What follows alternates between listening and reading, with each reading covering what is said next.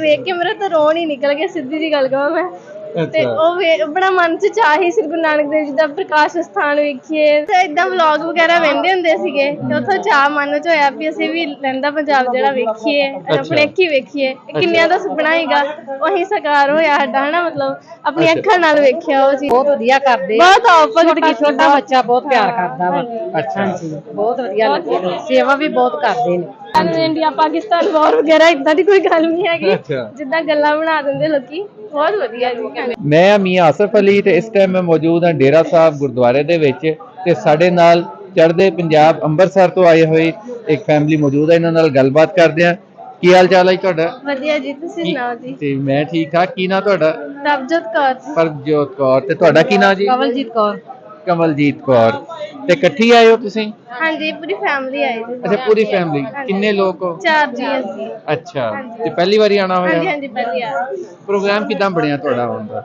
ਬਸ ਏਦਾਂ ਵਲੌਗ ਵਗੈਰਾ ਵੇਖਦੇ ਹੁੰਦੇ ਸੀਗੇ ਤੇ ਉੱਥੋਂ ਚਾਹ ਮਨ ਚ ਹੋਇਆ ਵੀ ਅਸੀਂ ਵੀ ਲਹਿੰਦਾ ਪੰਜਾਬ ਜਿਹੜਾ ਵੇਖੀਏ, ਆਪਣੇ ਅੱਖੀ ਵੇਖੀਏ। ਕਿੰਨਿਆਂ ਦਾ ਸੁਪਨਾ ਸੀਗਾ, ਉਹੀ ਸਾਕਾਰ ਹੋਇਆ ਸਾਡਾ, ਹਨਾ। ਮਤਲਬ ਆਪਣੀ ਅੱਖਾਂ ਨਾਲ ਵੇਖਿਆ ਉਹ ਚੀਜ਼, ਤਾਂ ਬਹੁਤ ਖੁਸ਼ੀ ਹੋਈ। ਬਹੁਤ ਵਧੀਆ ਕਰਦੇ, ਬਹੁਤ ਭਗਤ ਛੋਟਾ ਬੱਚਾ ਬਹੁਤ ਪਿਆਰ ਕਰਦਾ ਵਾ।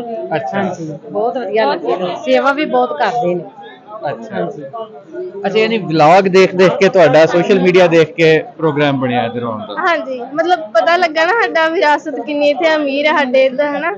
ਤੇ ਜਾਣਕਾਰੀ ਮਿਲੀ ਜਿੱਦਾਂ ਵਲੌਗ ਵੇਖ ਕੇ, ਤਾਂ ਫਿਰ ਪ੍ਰਭਾਵਿਤ ਹੋਏ, ਤੋਂ ਫਿਰ ਆਏ। ਅੱਛਾ, ਤੇ ਉਦਾਂ ਤੁਸੀਂ ਸ਼ੁਰੂ ਤੋਂ ਉਧਰ ਦੇ ਰਹਿਣ ਵਾਲੇ ਹੋ? ਹਾਂਜੀ, ਪਿਛੋਕੜ ਸਾਡਾ ਜੱਦੀ ਉਧਰ ਦੇ ਰਹਿਣ ਵਾਲੇ, ਅੰਮ੍ਰਿਤਸਰ ਦੇ ਹੀ ਆ। ਅੱਛਾ, ਅੰਮ੍ਰਿਤਸਰ ਦੇ। ਤੇ ਕੋਈ ਫਰਕ ਲੱਗਿਆ ਇੱਧਰ ਤੇ ਉਧਰ ਚ?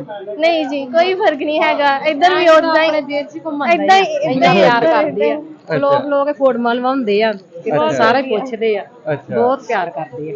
ਬਹੁਤ ਵਧੀਆ ਲੱਗਾ। ਹਾਂਜੀ, ਬਹੁਤ ਖੁਸ਼ੀ ਹੋਈ। ਫੇਰ ਆਉਣ ਨੂੰ ਜੀ ਕਰਦਾ, ਫੇਰ ਆਵਾਂਗੇ ਮੌਕਾ ਮਿਲਿਆ। ਤੇ ਇੱਥੇ ਦੀ ਉਹਦਾ ਕਿਹੜੀ ਸ਼ੈ ਪਸੰਦ ਸੀ ਤੁਹਾਨੂੰ ਪਹਿਲੇ, ਜਿਹੜੀ ਸੁਣੀ ਹੋਈ ਹੋਵੇ? ਦੇਖੋ, ਅਸੀਂ ਜਿਸ ਤਰ੍ਹਾਂ ਸ੍ਰੀ ਗੁਰੂ ਰਾਮਦਾਸ ਜੀ ਦੀ ਨਗਰੀ ਤੋਂ ਆਏ ਆ, ਉਹਨਾਂ ਦੇ ਜਨਮ ਸਥਾਨ ਉਹ ਮੈਂ ਵੇਖ ਕੇ ਮੇਰਾ ਤਾਂ ਰੋਣ ਹੀ ਨਿਕਲ ਗਿਆ, ਸਿੱਧੀ ਜੀ ਗੱਲ ਕਹਾਂ ਮੈਂ। ਤੇ ਉਹ ਬੜਾ ਮਨ ਚ ਚਾਹ ਹੀ ਸ੍ਰੀ ਗੁਰੂ ਨਾਨਕ ਦੇਵ ਜੀ ਦਾ ਪ੍ਰਕਾਸ਼ ਸਥਾਨ ਵੇਖੀਏ, ਸ੍ਰੀ ਗੁਰੂ ਰਾਮਦਾਸ ਜੀ ਦਾ ਪ੍ਰਕਾਸ਼ ਸਥਾਨ ਵੇਖੀਏ, ਤਾਂ ਬਹੁਤ ਖੁਸ਼ੀ ਹੋਈ। ਅੱਛਾ, ਹਾਂਜੀ।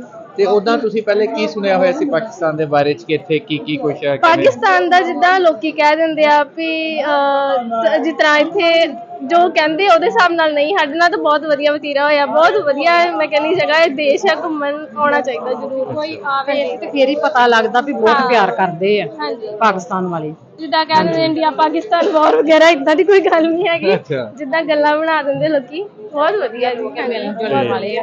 ਤੇ ਪਹਿਲੇ ਤੁਸੀਂ ਕੋਈ ਪਾਕਿਸਤਾਨੀ ਫਿਲਮਾਂ, ਗਾਣੇ, ਕੋਈ ਡਰਾਮਾ, ਫਨਕਾਰ? ਨਹੀਂ, ਅਸੀਂ ਤਾਂ ਪੰਜਾਬੀ ਨਹੀਂ ਵੇਖਦੇ ਇੰਨਾ ਕੁਛ, ਮਤਲਬ ਡਰਾਮੇ ਵਗੈਰਾ ਘੱਟ ਹੀ ਵੇਖਦੇ ਸੀ। ਹਾਂਜੀ, ਵੈਸੇ ਬਹੁਤ ਪਾਕਿਸਤਾਨੀ ਮਸ਼ਹੂਰ ਹੈ ਡਰਾਮੇ, ਵੈਸੇ ਅਸੀਂ ਨਹੀਂ ਵੇਖਦੇ। ਪਰ ਤੁਸੀਂ ਨਹੀਂ ਕਦੇ ਦੇਖੇ? ਤੇ ਚਲੋ ਜੀ, ਬੜਾ ਚੰਗਾ ਲੱਗਿਆ ਤੁਹਾਡੇ ਨਾਲ ਗੱਲਬਾਤ ਕਰਕੇ। ਪਰ ਇਹਨਾਂ ਦੀ ਜਿਹੜੀ ਅਸਲ ਗੱਲ ਆ ਜੀ, ਕਿ ਇਹਨਾਂ ਨੇ ਮੁੜ ਮੁੜ ਕੇ ਆਉਣ ਨੂੰ ਦਿਲ ਕਰਦਾ, ਇਹ ਗੱਲ ਬੜੀ ਇੱਕ ਅਹਿਮ ਆ। ਨਹੀਂ ਤਾਂ ਜਿੱਥੇ ਬੰਦਾ ਚਲਾ ਜਾਂਦਾ ਇੱਕ ਵਾਰੀ, ਫਿਰ ਉਹ ਕਹਿੰਦਾ ਬਸ ਠੀਕ ਹੈ, ਇੱਕ ਵਾਰੀ ਹੋਇਆ ਆ ਤੇ ਮੁੜ ਕੇ ਕੀ ਜਾਣਾ। ਜੀ, ਮੇਰਾ ਐਕਸਪੀਰੀਅੰਸ ਤੇ ਬਹੁਤ ਪੋਜ਼ਿਟਿਵ ਰਿਹਾ, ਬਹੁਤ ਵਧੀਆ ਰਿਹਾ। ਮੈਂ ਤਾਂ ਜ਼ਰੂਰ ਆਉਂਗੀ।